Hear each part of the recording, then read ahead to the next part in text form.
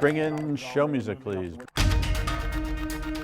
This is Squawk Pod. I'm CNBC producer Cameron Costa, and on today's episode, the media spinoff that affects us here at CNBC, and probably you too, why Comcast is cutting the cord with NBCU's cable. Media watcher Matt Belloni. These are not growth businesses. The cable networks are not growth. Comcast is probably frustrated that they've been dragging down the stock. A new pick for Attorney General named, but Treasury Secretary is still up for grabs. Megan Casella on Senator Bill Hagerty in the running. He's sort of been the dark horse candidate, but Trump seems to have had a good day with him on Wednesday. And TGIF. Weekend plans may include a wicked good time. CNBC's Julia Boorstin. With movie audiences only going to theaters 2 to 3 times a year now, Wicked's massive marketing blitz has made the brand ubiquitous. Plus, what's for dinner? Infatuation CEO Paul Needham says it might be in a surprising neighborhood. One thing we've seen this year, which is really interesting, is Midtown East in New York is actually our most popular search neighborhood. It's Friday of maybe the longest week ever, November 22nd, 2024, and Squawk Pod begins right now.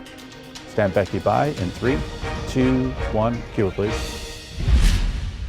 Good morning, everybody. Welcome to Squawk Box right here on CNBC. We're live from the NASDAQ market site in Times Square. I'm Becky Quick along with Joe Kernen and Andrew Ross Sorkin. It's Friday. Hooray. Here we go. Yeah. It's you wanted snowing rain. outside. I hope got you're rain. happy. I hope you're happy. We needed rain. I know. We didn't need 24 hours of pouring slushy. Make up it for was snow at my house. 2 months of no rain at all. 37 degrees and it's raining. Does that put, well, if it was Monday instead of Friday, I'm not going to smell smoke this weekend from the forest fires. I'm in favor of that. That's true. Meantime, DirectTV has now decided to walk away from its latest attempt to merge with rival Dish Network. This decision coming after key concessions were rejected by bondholders. The deal would have required them to take roughly $1.5 billion haircut on their holdings in exchange for more secured debt in the combined company. Now, private equity firm TPG is still set to buy the remainder of DirectTV that it doesn't already own from AT&T. EchoStar had planned to shed Dish and Sling TV to focus on building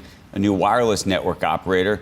There were obviously concerns about bankruptcy. This is part of this situation, and the question, of course, is what's going to happen next. Yep. Yeah.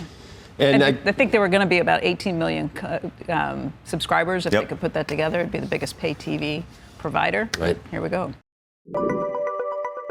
we don't know what's going to happen necessarily to all the players involved here either. President-elect Trump announcing his new pick for Attorney General hours after Matt Gaetz withdrew from consideration. Megan Casella joins us now from West Palm Beach. Good morning, Megan.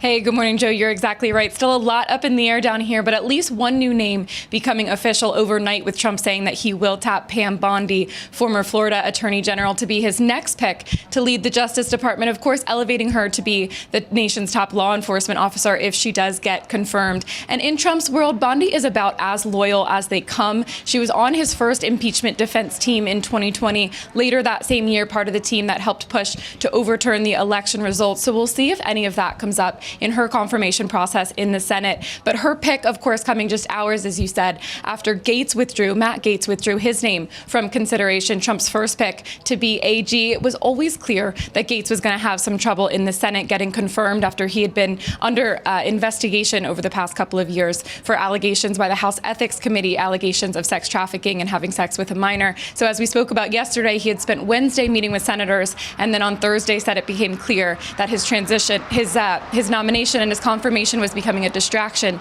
to the transition, and that there was no need for what he called a needlessly protracted Washington scuffle over this. So Gaetz out, Bondi in, and then just to state the obvious, guys, we are, of course, continuing to wait down here for a Treasury Secretary nominee. We continue to think that the shortlist is, as we've been talking about, the 4 men we've been talking about all week, but we know that Trump wrapped up his interviews with each of them on Wednesday, which is why we thought the pick was imminent yesterday. And I just have to say, guys, that the longer that we wait, the more time goes by, the more speculation we're hearing that Trump might not be satisfied with any of these candidates, and he might be starting to look elsewhere. Guys? Yeah, I don't know if we have any more clarity on the original idea that Matt Gaetz would make a good Attorney General, because Pam Bondi was down there. She was an Attorney General. I mean, I'm not saying, that necessarily Trump wants to pick a woman, but she was a woman. I mean, it was such an obvious first pick. Instead, I don't know what what was it all about? Was there really a method to the madness that maybe it's easier now, and you think, wow, Pam Bondi looks amazing compared to that case, but I don't understand why this wasn't the first pick. She's a total loyalist. It just seems like a much more logical, and there would have been a lot less political capital spent right from the very beginning if she was the first pick. I agree with you. That was my first reaction, was why wasn't Bondi in the first round? The reporting that we have, that we know about, is that Trump had started to do interviews for Attorney General and wasn't satisfied with anyone that he had talked to, but we don't know that Pam Bondi was on that list initially, and I'm with you. I'm not sure why. Then he had that plane ride with Matt Gaetz where he was convinced that Gaetz would be the right pick and made the announcement really on a whim or really quite quickly. It was clearly not something that had been vetted, at least with Capitol Hill. It came as a surprise to everybody there. So we don't know exactly what went behind that. But, we've heard a lot of questions of why would Trump spend so much political capital on that so quickly. Right. When you say a method to the madness, I know there's speculation that did he go with Gaetz first so that other picks like Bondi and others might look better by comparison. We don't have any reason to know that, but it's out there. I said that last night with my guys. Like hit your head against the wall because it feels so good when you stop. It's like, oh my God, it's not Matt Gaetz. Do we know, Megan? I'm confused. So he resigned from the 118th House, Congress. Yeah. He was elected to the 119th. But he has said, I think, that he resigned his seat. I don't think he could just show up. There'd have to be a special election. And I think he stated he is finished with Congress. And then I can't imagine Ron DeSantis, no way, makes Matt Gaetz senator. I don't think. I mean, I can't speak for him, but that's for Marco Rubio, who's going to be Treasury Secretary. What are you hearing about any of those things?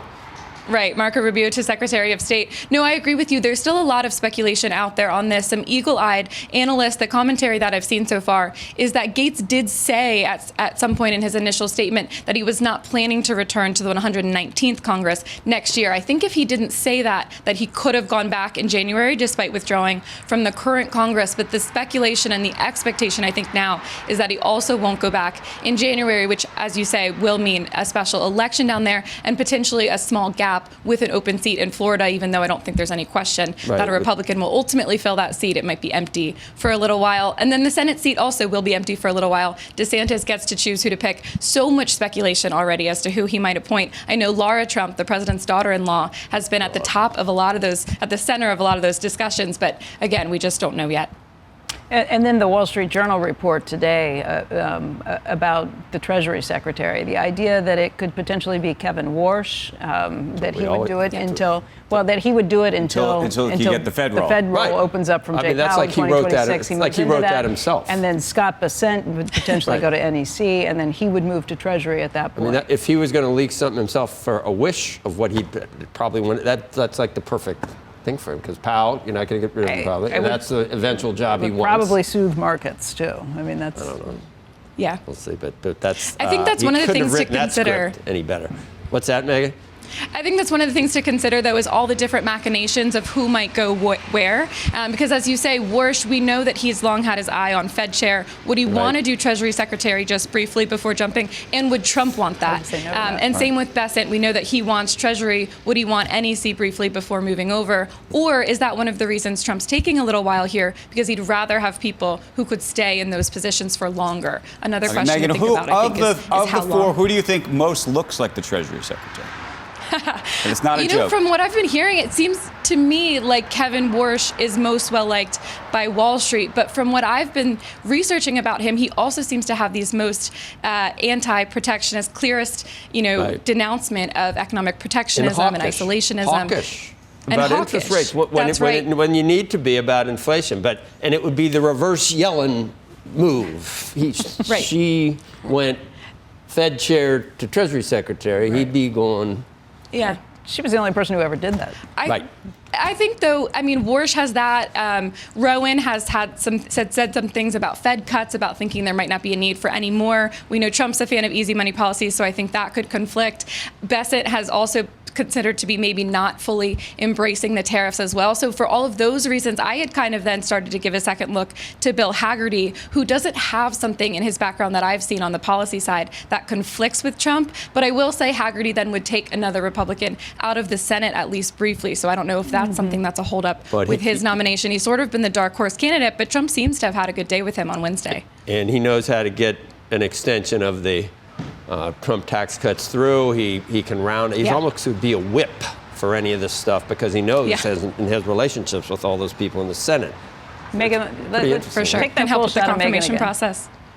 Take that full shot because we've now been talking to you long enough that we're watching the sun come up behind you, and it is pretty. Yeah, just keep it going. It gets even better, I promise. Well, let's just hope it keeps coming up every day because many on the left were wondering whether after the election it would. And there it is. So there's proof that it does continue to come up. Thank God. Megan, thanks. That's right. A good Friday sunrise for you guys. Thanks. All right, SEC Chair Gary Gensler plans to step down on January 20th when President-elect Trump is inaugurated. Gensler was appointed by President Biden in 2021. He has taken an ambitious and controversial approach to several regulatory issues, including cryptocurrencies. This move will pave the way for Donald Trump to immediately select a replacement. Usually the SEC chairman has a 5-year term. It goes from January to 5 years later in January. So June, 5 years later. He would have served through June of 2026 if he had carried out his full term. Meantime, Howard Lutnick, President-elect Trump's pick for Commerce Secretary, planning to step down from his 3 businesses and also divest interests in his 2 public companies if he's confirmed for the post. Now, statements from BCG Group and Newmark Group saying that Lutnick would divest his holdings of those companies, but doesn't plan to sell shares on the open market. He's going to step down from his leadership positions at those companies as well as Cantor Fitzgerald. And as we've discussed, this has always been an interesting economic play for those folks who have very low basis stock, because what ultimately you're able to do potentially is diversify your way out of something where you're locked in. You get to put it into treasuries, and then if you have an enormous amount of money currently, most people will then take loans effectively against those treasuries, oftentimes for the rest of their life, so that then you can pass those treasuries off on a stepped-up basis later. He says he's getting out. My question is, So he supposedly has $1 billion in Bitcoin, right? He supposedly invested early and has a fortune in Bitcoin. What's he doing with that?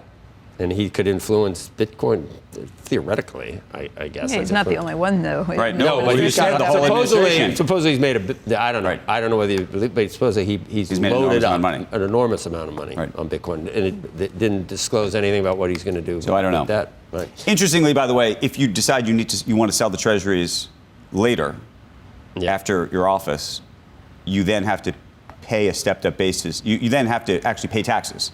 So it's not that it's not forever. It's just that it's a way for people to effectively almost diversify their holdings or get them into something that's not one single stock. I mean, on a tax-free basis. We've seen Remember this how much before. Hank Paulson, I was going to say Hank Paulson. How much gold? What finally happened? Do we know? Do we know whether he sold some of those treasuries? I know he bought a beautiful little island down in Georgia, little St. Simons. I think he's owned that a long, long time. No, he has, and it's a nice thing known. I told him he should put up a golf course there, and his wife was like. British car maker Jaguar facing a massive backlash for an ad campaign that doesn't feature its cars at all. I don't know if you guys have seen this. The ad features models dressed in bright colors. It's, to be honest, a little weird, the whole ad. Cutting-edge makeup emerging from an elevator. A company executive explained that the ad campaign is, quote, new Jaguar is a brand built around exuberant modernism. I'm not sure I know what's going on in this ad. The stock went down. The stock went down. Elon Musk, we should mention, I mean, he's in the car business. He competes with them, taking a jab at the ad, posting, "Do you sell cars?" ? The company's X account responded to the controversy, saying, quote, "The story is unfolding. Stay tuned." And, quote, "Think of this as a declaration of intent." So it's all gobbledygook. Did McKinsey write this? I don't know. All gobbledygook to me. Look, It's weird, but it's got us talking about Maybe them. it's working. Right. In some way, maybe it's working because nobody's been talking about Jaguar in a very long time. Yeah. I don't know if it makes me want to buy one. But No, I definitely don't. I don't want to buy any English car. Aston Martin is kind of cool, I guess. But they are known to be, maybe you need another car because there might be some service being done. In the occasionally. old days, they used to say that. I don't know if that's true today. Well, other cars that you used to not say it about have also been advancing in technology. So maybe some of them have finally caught up, but I don't think they're leading the pack by any stretch. I'm just looking. Jaguars are not just made in the UK anymore. That's the other piece of this. Yeah, they're made in Brazil, China, India. Well, we'll see about that when we get some tariffs going. Cheese will be next.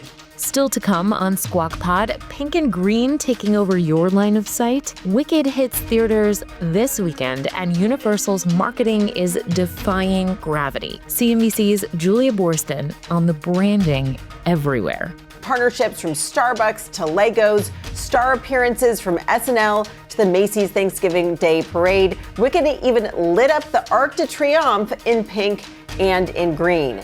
Plus, where does entertainment and news go from here? The cable spinoff we can't stop talking about with Puck founding partner Matt Belloni. The viewers will follow particularly the morning talent on news networks wherever they go.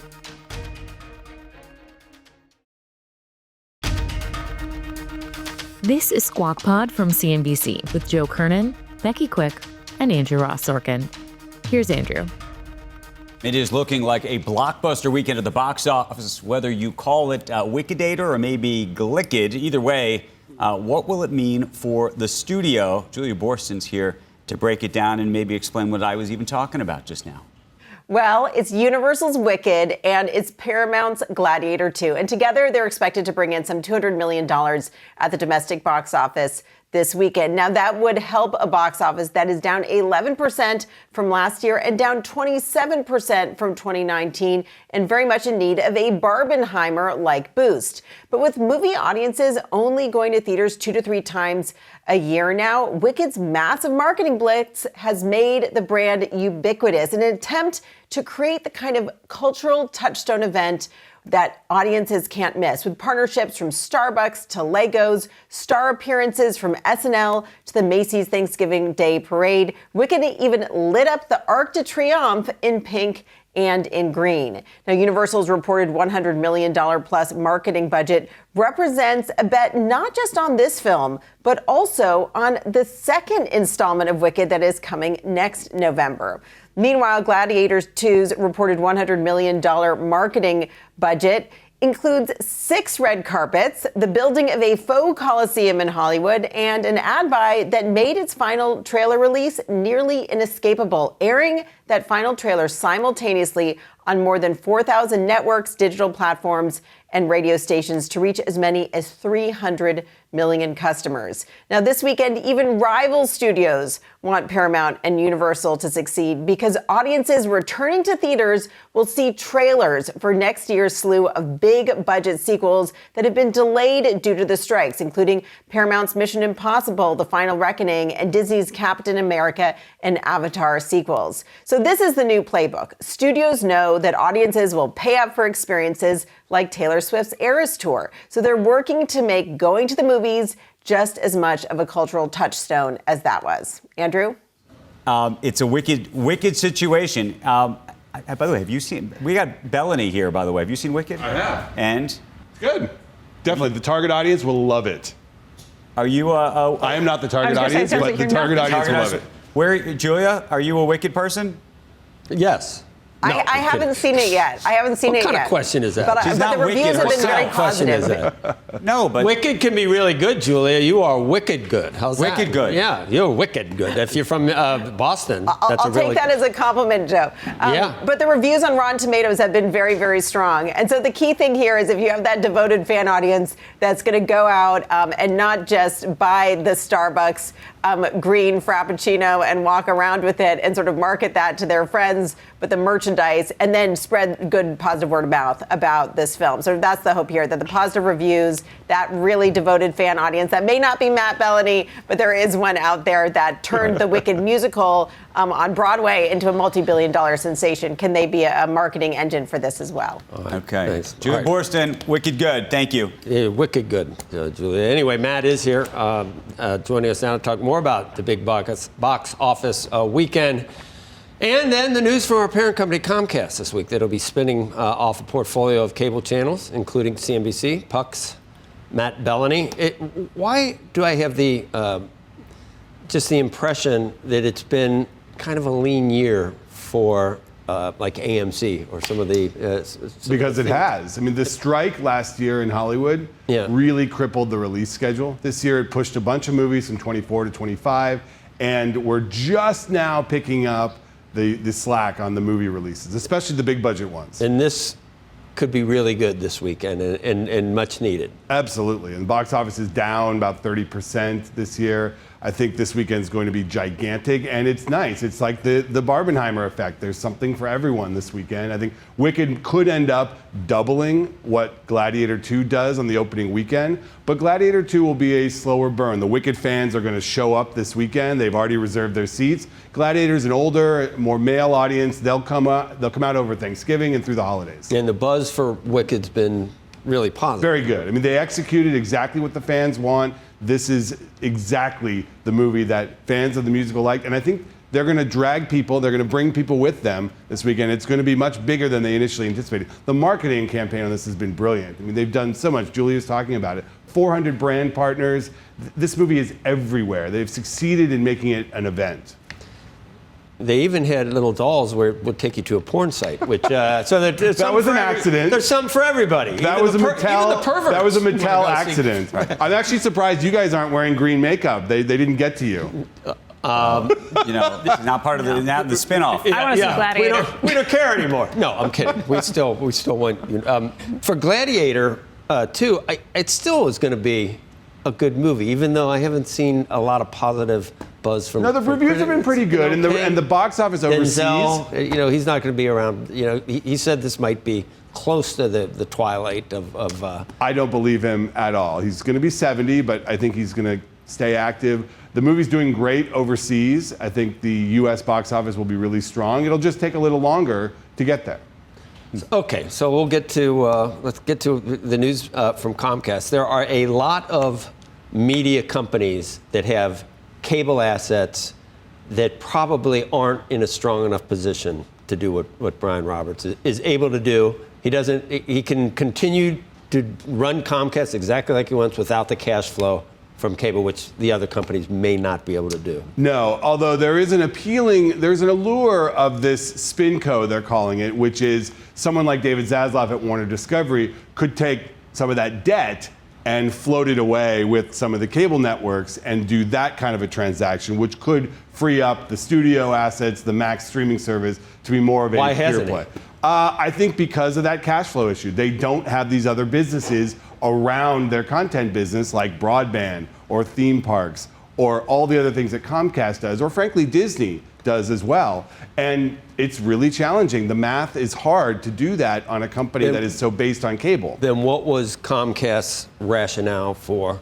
I mean, just because you can do something doesn't mean you should do something. Why are they doing? These are not growth businesses. The cable networks are not growth. Comcast is probably frustrated that they've been dragging down the stock. The stock has not been matching the market, as you guys know. And they can put this into another company. They can well capitalize it, send it on its way, and potentially let it do what it can do to either grow or stay the same and manage decline. And then it'll free up the growth businesses at Comcast where they believe it'll help the stock. Disney thought about this and opted not to. You think they come back around to this idea and rethink that strategy now that Comcast has done this? It's possible, but I actually don't think so, because Disney has other logistical issues. Their streaming services are much more tied to the content on the cable networks, FX. They have this big flagship over-the-top ESPN service that's launching next year. That's tied to the broadcast network at ABC and the cable network at ESPN. So it's a much more logistically difficult decision. Right. Doesn't mean it won't happen. It could, but it would just take a lot more machinations to make it What happen. do you think of the carriage deals that are in effect currently for these networks and the power or lack of power you get by combining them with other cable channels down the line? Which is to say, if you're going to bulk up, if that is the whole conceit here, does that either protect, increase, shift, change, you think, this bundle question? Well, when you're talking about carriage negotiations, scale is always better. So if you have more of these networks, particularly more of the networks that are in demand and with content people like, obviously you're going to have more negotiating power. Who do you think is in demand? Well, to be honest, the news networks are pretty good. I mean, they talk about MSNBC and CNBC as potentially being the locomotive of this rail, this train, exactly, that could drive carriage. But where are you on like an A&E or AMC networks or The entertainment Stars or all of the networks that do seem somewhat orphaned? That I think within the sort of speculative world, if you are going to go do this, or you say to yourself, what's available? Those are the assets that would be available. Yeah. Do those improve your lot in life or not? I think the entertainment networks are hard, mostly because the content for those networks is largely available on streaming. You got to look at stuff that isn't available, like news, like financial news, things that have networks that have sports. I mean, if you look at USA, they have Premier League and they have WWE. Those are two pretty good engines for viewers. Those are going to be more valuable in a carriage negotiation than something like an A&E or something where the content tends to pop up all over the dial. In 2 or 3 years, when we look back at this, will SpinCo, as we're calling it, have been a buyer or a seller? A buyer and a seller. A buyer or a seller of assets. I think what we have. Right now, I think the plan is for them to be a buyer. Is that how it'll turn out? Because if things don't look attractive to add to your cable position, couldn't private equity buy what you said was the choo-choo, engine, and then cut costs and sell it to somebody else? Or I mean, I see consolidation happening, and either SpinCo is a consolidator or becomes consolidated with somebody else. The plan right now is for it to be a consolidator, and that's what Mark Lazarus's job is. If it just stays the same, then these are declining assets. That's not what you want in a growth business that will be publicly traded. So the idea is to go out and pick off other networks that could be additive, things they don't have, like lifestyle, like food, like potentially BET from Paramount, things that add to the package of channels that could be sold to distributors. Right, and so all vertical or all horizontal, it could be some of each. Some of each, yeah. I honestly don't think we know, and it's going to be a year. I mean, the until Golf this Channel transaction's model, done. they got all these bells and whistles that are making all this money doing different things. Could MSNBC do that? Could CNBC? Totally. There could be a CNBC standalone streaming service that is launched off of the channel. It could be an MSNBC streaming service. There could be all these niche services that could pop up as a tile on a streaming service branded to the network. But what you're saying is the talent and the people that are on those stations are the most important components of all this? I mean, you joke, but the news networks have your contention? loyal. The news networks I have loyal to challenge you on audiences. that. I'm not trying to pull that out of you. Are you absolutely sure that they're the most important part of this whole? The viewers will follow, particularly the morning talent on news networks wherever they go. On the business news network. Absolutely. That's really Matt specific, Belloni. Matt. The check is in the mail. The check is in the mail, my friend. As long as you're wearing green makeup. Yeah, as long as I have green makeup. I get green Thank you. teeth. Good to see you. Coming up next on Squawk Pod, something to chew on with the Infatuation CEO, Paul Needham. How Americans are eating out these days. The business lunch has changed. I don't think it's as long as it once was. No martinis. I don't think the martini's out there in the same way. One of our trends nationwide this year is the mini martini. Cheers to one last interview this week. We'll be right back.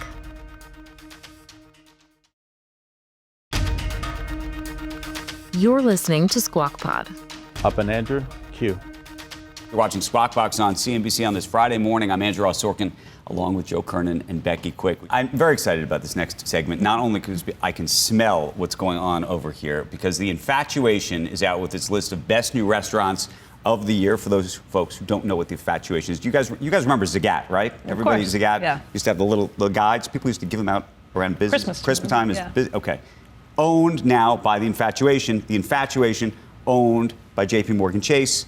Paul Needham is here. He's the CEO of Infatuation. They have a new guide out, Best Restaurants of the Year, but you know more about which restaurants people are expensing things at, who's going to business lunches, where the quietest restaurants are, right? I go to your list for that. Sometimes if you want to have a business meeting, all that kind of stuff. And what Andrew's eating at business lunches. And what I'm eating at the business lunches, and which are the best places to go. So for those folks who are having all those lunches, where are we all supposed to go now that 2024 has ended? Well, thank you for having me. And so the Best New Restaurants list for us is the culmination of a whole year of work. We visited over 5,000 restaurants this year around the country. This is just in the U.S., though, because you have a global We're in stuff London too. also, and then we have coverage for travel destinations worldwide. We have full-time folks in the U.S. dining out all day, every day. And one of the Sounds like things, an awesome job. It's a great job. fun gig. One of the things that's fun for us is to see trends kind of start in one city and make their way around the country. So we brought bagels from Pop-Up this morning. And this is like the hottest thing, right? It's called Pop-Up Bagels. These are warm, right? These are warm bagels, first batch. Okay, we got to do it. I was trying to You were avoid not the going to be able carbs, to but avoid here it. we go. Okay. Down on Thompson Street. And you're this supposed morning. to dip. So this is a grip, rip, and dip. And that's No become double a dipping. big trend that we're seeing all over the country. Mount Bagel in Seattle, Laundromat in San Francisco. Okay, this does not count for the expensed lunch that I want to go on, right?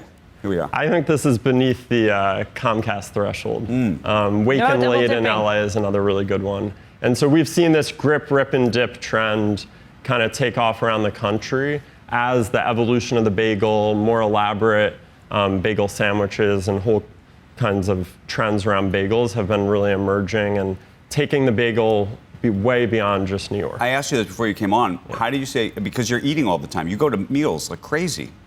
And I always just gain weight constantly when I'm going for all these business meals. And you're like out to restaurants every single night. I don't think anyone believes you're gaining weight. No, but what do you do? Because I'm trying to be careful. I'm trying not to eat the whole bagel, which I want to do.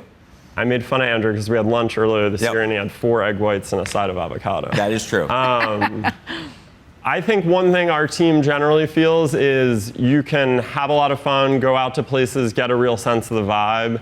You don't need to necessarily finish every single part of a dish that you order when you're dining out, again, at the scale that our team is. And we dine anonymously, we pay for our own meals, we don't take PR favors from restaurants. Yeah, but so now people know what you look like.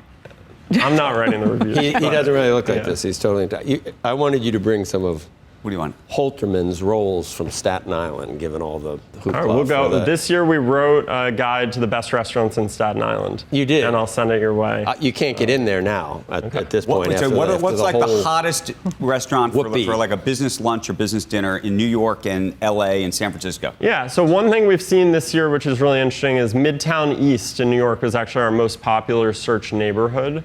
Open Table put some data out this week. I don't know if you guys saw, calling Wednesday the new Friday. And Danny Meyer's been pretty outspoken that 6 p.m. is now the kind of most sought after time. 6 p.m. And we see all those trends. Good for us in the morning That TV is. business. Yeah, exactly. We see all those trends kind of pointing to folks are back in the office. They're looking to get dinner after. We've obviously seen just last week, La Conda Verde open in Hudson Yards. What about the Comcast- whole private club situation? There's a lot taking of them. place all over the country. There's a lot of them. Yeah. Is that a good thing or a bad thing? I think This it's idea that you're paying to go to a restaurant. I And then think you got to that- pay for the meal too, you know. I think it certainly speaks to people's frustrations with reservation availability, and the idea that there's a club that you belong to where you're always welcome, I think is a really nice feeling for people to have in an environment where they It's don't not really new. I was going to say a country club. Short Hills Club's Yeah. been around for. Sure, but it's happening now. in the city. No, And I there- know. and there's no golf club. There's nowhere to Taylor to Swift play. had a big girls' night out the other She was night. at Chez Margot this Right. week, which is a big new one that John George is a part Yeah, of down in the meatpacking district. And look, we see these trends coming and going. We see, obviously, Los Angeles, you've had like San Vicente Bungalows, which is now going to open in New York pretty soon. And we definitely see that as a trend coming from LA to New York. Business in a lot of lunches. I mean, business lunches, they're back and forth, though? Like, Yeah, I think like the business lunch has changed. I don't think it's as long as it once No was. martinis. Not as I don't think the martini's out there in the same way. One of our trends nationwide this year is the mini martini, which I think speaks to shrinkflation in a way, speaks to that kind People of watching calories. people are watching their calories, they're watching the alcohol intake, they also want to take a picture, something kind of cute and interesting. But no question, you look at the restaurants opening in business sectors like Rockefeller Center, Hudson Yards, et cetera, there's a really strong business to Power breakfast? I mean, most people need to stay home to watch us in the morning, so it's a late breakfast that they're having. Yeah, I think, look, Jean-Georges has 425 Park open this year, and he's doing a really good breakfast business there. I think there's definitely shifts in the way people are using their day. But what do you think people are spending? I think dining out has definitely gotten really expensive. And one thing we're really excited to be making available this month and next for Chase card members is a $25 statement credit off purchases of $100 or more at 60 Infatuation approved restaurants around the country for eligible card members. So I'm a cheapskate, so I'm going to go do that. I'll send you the list. Thank you. Paul, thank you for coming in this morning. Great to have you. Thanks Appreciate for it. Thanks. Check it out, everybody. The Infatuation. That's the podcast for today and for the week. Thank you for tuning in. Wicked good. Thank you. Squawk Box is hosted by Joe Kernen, Becky Quick, and Andrew Ross Sorkin weekday mornings on CNBC starting at 6 a.m. Eastern. To get the smartest takes from that TV show right into your ears, follow Squawk Pod wherever you're listening now. We'll meet you right back here on Monday. Have a great weekend. We are clear. Thanks, guys.